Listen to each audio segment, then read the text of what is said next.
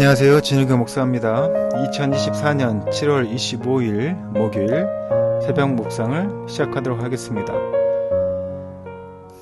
오늘 우리가 함께 보실 말씀은 예레미야서 37장 11절에서 21절까지의 말씀이고요. 제목은 시드기야의 은밀한 질문입니다. 오늘 본문은 바벨론으로 망명하려 한다는 오해를 받고 예레미야가 지하 감옥에 갇히게 되는 장면이 나오는데요. 시드기야 왕이 그를 불러서 은밀하게 회유하지만 그는 변함없이 심판의 말씀을 전하게 됩니다. 참 예레미야도 대단합니다. 오늘 본문 말씀을 좀 더 깊이 들여다보도록 하겠습니다.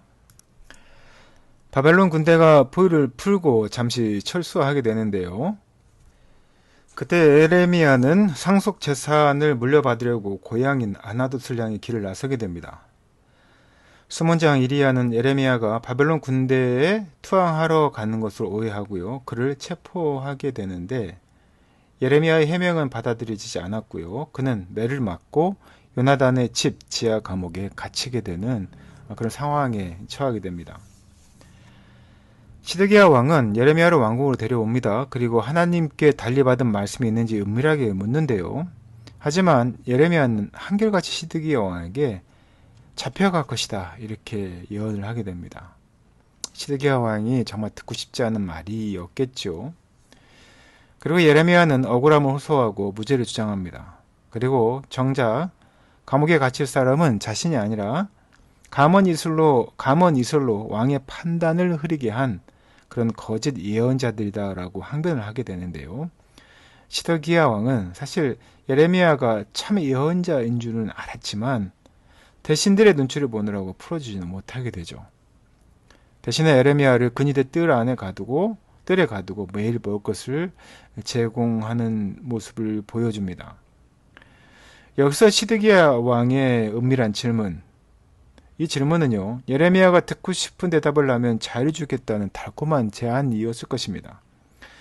하지만 예레미야는요, 주님께 받은 말씀을 그대로 선포하게 되는데 그의 모습은 협박과 회유에 휘둘리지 않는 것을 보여주고요.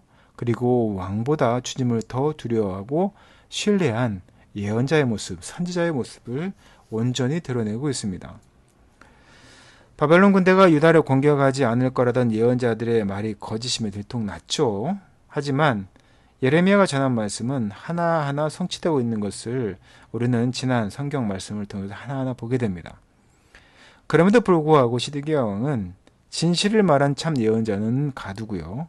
그리고 거짓 예언자들을 비호하는 그런 모순적인 행동을 하게 됩니다.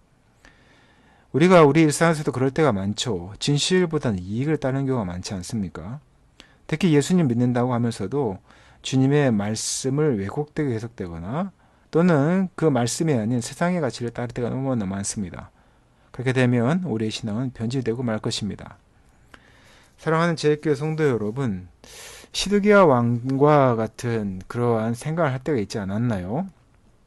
하나님의 말씀이 맞다, 이것이 참 말씀이다라고 생각을 하면서도 정작 주변의 눈치와 누군가의 이야기에 현혹이 되어서 자신의 이익을 추구하기 위해 눈을 찔끔 감고 말씀을 왜곡하거나 잘못된 것을 선택하는 경우가 많지 않으십니까?